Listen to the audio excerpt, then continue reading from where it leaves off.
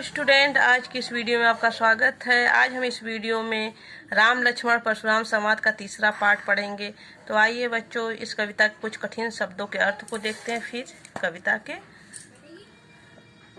पूरी अर्थ को समझते हैं। बिहसी लखन बोले मृदुबानी, अहो मुनिषि महाभटमानी। पुनि पुनि मोहि देखाव कुठारू, चहत उड़ावन फूकी पहारू। यहाँ कुम्हड़ बतिया को नाही, जे तर्जनी देखी मार जाही।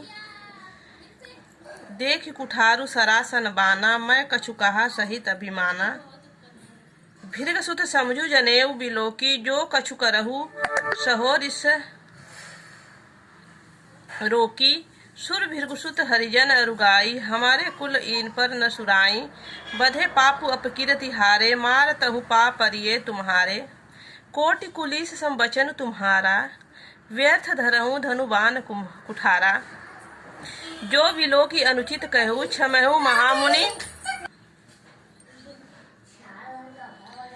बधे पापु अपकीर्ति हारे, मार अतु पाप परिये तुम्हारे। कोटि कुलीस संबचन तुम्हारा, व्यर्थ धरहूं धनुबान कुठारा। जो बिलो की अनुचित कहूँ, क्षमहु महामुनि धीर। सुनि सरोष भृगुवंश मणि, बोले गिरा गंभीर। बिहसी यानी हंसना, लखन यानी लक्ष्मण, मृदु यानी कोमल, बानी यानी बोलना, महाभट यानी महान योद्धा, मानी यानी मानना, कुठारू यानी फरसा, उड़ावन यानी उड़ाना, पहाड़ू यानी पहाड़, कुम्हड़ बतिया यानी एक पौधा होता है जो बच्चों छुई मुई का पौधा होता है, उसे कुम्हड़ बतिया कहते हैं। तर्जनी यानी अंगूठे के बगल वाली अंगुली को हम तर्जनी अंगुली कहते हैं। सरासा यानी धनुष, बाना यानी बाण, अभिमाना यानी घमंड।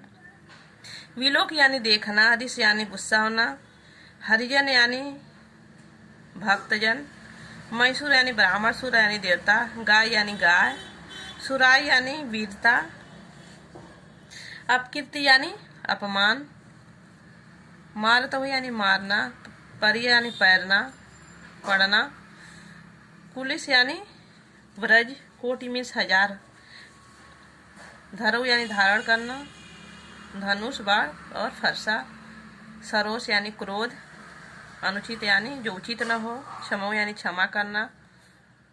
तो आइए बच्चों, बिहसी लखन बोले मृदुबानी, अहो मुनिषि महाभटमानी। यहाँ लक्ष्मण जी परशुराम से कहते हैं हंसकर, मृदुल बाड़ी यानी कोमल बाड़ी से कहते हैं परशुराम से, अहो मुनिषु महाभटमानी, आप तो अपने आप को महान भट्ट यानी महान योद्धा मानते हैं। पुनि पुनि मोहि देखाऊ कुठारी, चहत उड़ावन फूक पहाड़ी। कह रहे हैं लक्ष्मण जी मीठी बाड़ी में कि हंसकर करें, तुम तो हे परशुराम, आप तो अपने आप को महान योद्धा मान रहे हो। तुम तो मुझे बार बार पुनि पुनि बार दिखाओ कुठारे, आप तो मुझे बार बार फरसा ऐसे ही दिखा रहे हो अपने फरसे को, जैसे कोई पहाड़ को फूक मार कर उड़ाना चाहता है। यानी बच्चों, अपनी तुलना पहाड़ से कर रहे हैं और फरसे की तुलना उनके फूक से कर रहे हैं। यहाँ कुम्हड़ बतिया को नाही, जे तर्जनी देख मर जाही। आगे लक्ष्मण जी परशुराम से कहते हैं कि मैं कोई छुई मुई का पौधा नहीं हूँ। कहते हैं हम कोई छुई मुई के पौधे नहीं हैं जो अंगुली के इशारे को देखकर ही मुरझा जाए। तुमने जो फरसा धारण किया है, मैं जे तर्जनी देखी मर जाई, कि मैं कोई छुई मुई का पौधा नहीं हूँ जो तुम्हारे अंगुली यानी आप जो मुझे अंगुली दिखा रहे हैं तर्जनी, उससे मैं मुरझा जाऊंगा। यानी मैं भी आपसे बड़ा वीर हूँ। आप यदि महान योद्धा हैं तो मैं भी एक महान योद्धा हूँ। अगर आप अंगुली मुझे दिखाएंगे तर्जनी, तो उससे मैं कोई छुई मुई का पौधा नहीं हूँ जो कुम्हला जाऊंगा या सिकुड़ जाऊंगा। देखी कुठारू सरासन बाना, मैं कछु कहा सहित अभिमाना। देख कुठारू सरासन बाना, मैंने आपके इस फरसे धनुष बाण को देखकर मैं अभिमान के साथ कुछ कहा नहीं। भृगुसुत समझू जनेऊ विलोकी, जो कछु कहो सहो रिस रोकी। मैं आगे लक्ष्मण जी परशुराम से कहते हैं, हे परशुराम जी, मैं आपको जनेऊ विलोकी, आपके इस जनेऊ को देखकर मैं समझ गया कि आप ब्राह्मण जाति के हैं। जो कछु कहो सहो रिस रोकी, मैं कुछ कहना भी चाहता था तो उसको मैंने सह लिया, अपने क्रोध को रोक लिया, रिस रोकी यानी क्रोध को रोक लिया, और जो कुछ भी कहना चाहता था उसको मैंने सह लिया। सुर महिसुर हरिजन अरुगाई, हमारे कुल इन पर न सुराई। आगे लक्ष्मण जी बच्चों परशुराम से कहते हैं कि हमारा जो कुल है, हमारा जो वंश है, इसमें ना ही देवताओं पर, ना ही ब्राह्मण पर, ना ही भक्तजनों पर, और ना ही गायों पर को हमारे कुल इन पर न सुराई, इन पर कोई भी वीरता नहीं करता है, यानी इन सब से कोई भी लड़ाई नहीं करता है। हमारे ये वंश की परंपरा है कि ब्राह्मण जाति सूर्य देवताओं पर, भक्तजनों पर, ब्राह्मण पर कोई भी धनुष या बाण नहीं चलाते, यानी उनके साथ युद्ध नहीं करता है।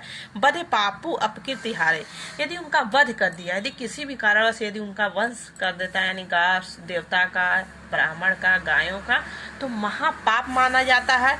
यदि हार जाता है उनसे तो अपना अपमान माना जाता है।